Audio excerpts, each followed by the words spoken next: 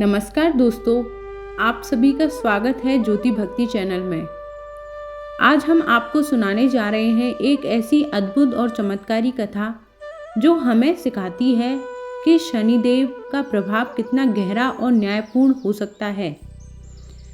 कहते हैं शनिदेव किसी के साथ अन्याय नहीं करते, लेकिन जब उसकी दृष्टि पड़ती है तो राजा को भी रंग बनने में देर नहीं लगती।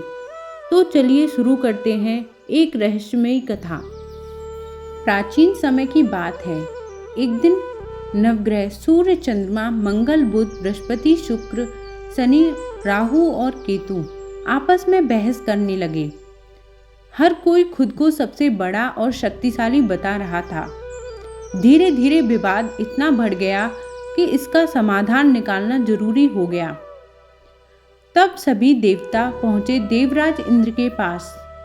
इंद्रदेव ने सबकी बात सुनी, लेकिन वे स्वयं इस प्रश्न का उत्तर नहीं दे पाए। उन्होंने कहा, पृथ्वी पर एक महान और न्यायप्रिय राजा है, राजा विक्रमादित्य। वही इस विवाद का सही निर्णय कर सकता है। सभी नवग्रह राजा विक्रमादित्य के दरबार में पहुंचे और अपनी समस्या उनके सामने रखी। राजा बड़ी दुविधा में पड़ गए, क्योंकि वे जानते थे अगर किसी एक को छोटा बताया तो उसका क्रोध भयंकर होगा। काफी सोचने के बाद राजा को एक उपाय सूझा। उन्होंने 9 अलग अलग धातुओं के सिंहासन बनवाए। सोना, चांदी, कांसा, पीतल, सीसा, जस्ता, अभ्रक और लोहा, और उन्हें एक क्रम में सजाया। फिर उन्होंने सभी ग्रहों से कहा, आप सभी अपने अपने सिंहासन पर बैठ जाएं। जो अंत में बैठेगा वही सबसे छोटा माना जाएगा। सभी ग्रह बैठने लगे और अंत में बारी आई शनिदेव की। उन्हें मिला लोहे का सिंहासन, जो सबसे अंत में रखा था। इस प्रकार शनिदेव को सबसे छोटा घोषित किया गया। यह निर्णय सुनते ही शनिदेव क्रोधित हो उठे। उन्होंने कहा, राजन, तुमने मुझे छोटा समझा, लेकिन मेरा प्रभाव सबसे भारी है।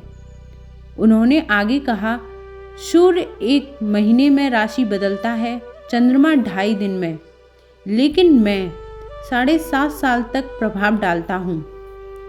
जब भगवान श्री राम पर मेरी 7.5 आई तो उन्हें वनवास हो पड़ा, और जब रावण पर मेरी दृष्टि पड़ी तो उसकी सोने की लंका भी नष्ट हो गई।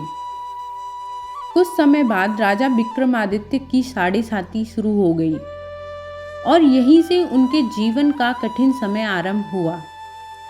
एक दिन शनिदेव घोड़े के व्यापारी का रूप धारण करके आए। राजा ने एक बहुत सुंदर और तेज घोड़ा खरीदा। जैसे ही राजा उस घोड़े पर बैठे, वह घोड़ा तेजी से जंगल की ओर भागा और अचानक गायब हो गया। अब राजा अकेले जंगल में भटकने लगे, भूखे, प्यासे और परेशान। तभी एक ग्वाला आया। उसने राजा को पानी पिलाया। राजा ने प्रसन्न होकर उसे अपनी अंगूठी दे दी।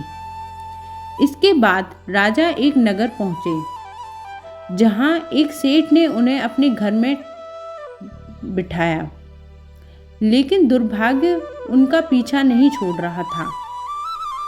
वहां एक हार अचानक गायब हो गया और शक राजा पर गया। बिना सच्चाई जाने राजा को चोर समझ लिया गया और सजा के रूप में उसके हाथ पैर कटवा दिए गए और उन्हें नगर के बाहर फेंक दिया गया। अब महान राजा विक्रमादित्य एक असहाय व्यक्ति बन चुके थे। एक तेली ने उन पर दया की और अपने घर ले गया। समय बीतता गया। एक दिन बारिश के मौसम में राजा ने मल्हार राग गाया। उस नगर की राजकुमारी ने वह राग सुना और मंदबुद्ध हो गई। उसने प्रण किया, मैं उसी व्यक्ति से विवाह करूंगी जो यह राग गाता है। सबने उसे समझाया, लेकिन वह नहीं मानी, और अंत में उसका विवाह उसी अपाहिज व्यक्ति से कर दिया गया, जो और कोई नहीं बल्कि राजा विक्रमादित्य थे। उसी रात शनिदेव राजा के स्वप्न में प्रकट हुए उन्होंने कहा, राजन, अब समझ आया मेरा प्रभाव।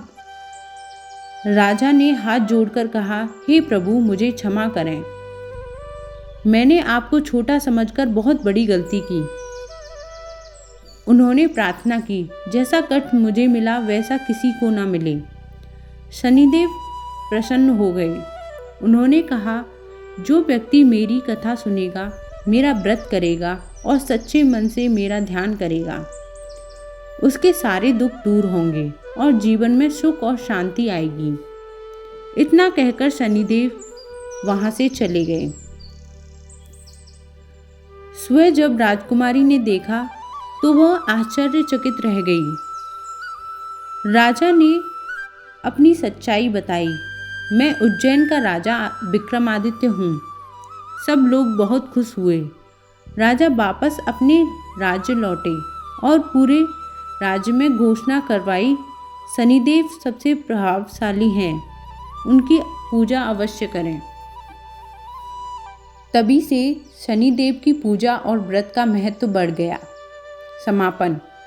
जो भी इस कथा को श्रद्धा से सुनता है, उसके जीवन के सभी दुख दूर हो जाते हैं। अगर आपको यह कथा पसंद आई हो तो हमारे चैनल ज्योति भक्ति को सब्सक्राइब करें और वीडियो को लाइक, शेयर, कमेंट करना ना भूलें। धन्यवाद।